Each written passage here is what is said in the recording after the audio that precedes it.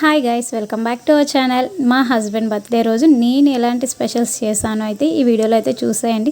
నేను గులాబ్ జాములు కూడా చేశాను, కానీ ఆ వీడియో మిస్ అయింది. నేను నెక్స్ట్ అప్కమింగ్ వీడియోస్లో చూసి పెడతాను నేను ఎలా చేశాను అనేది.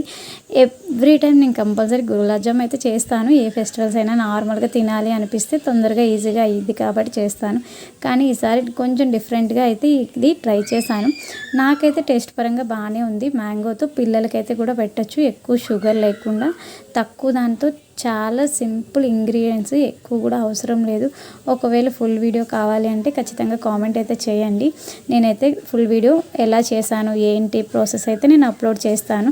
చాలా సింపుల్, చాలా తక్కువగానే అవుతుంది, ఎక్కువ ఖర్చు కూడా అవ్వదు.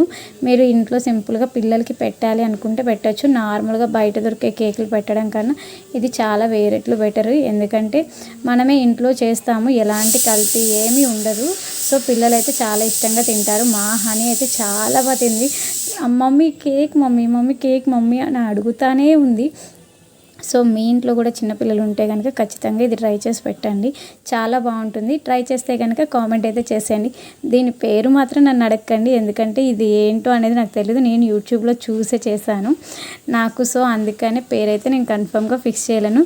తర్వాత మీరు చూసి దానికి పేరు కూడా కామెంట్ అయితే చేసేయండి.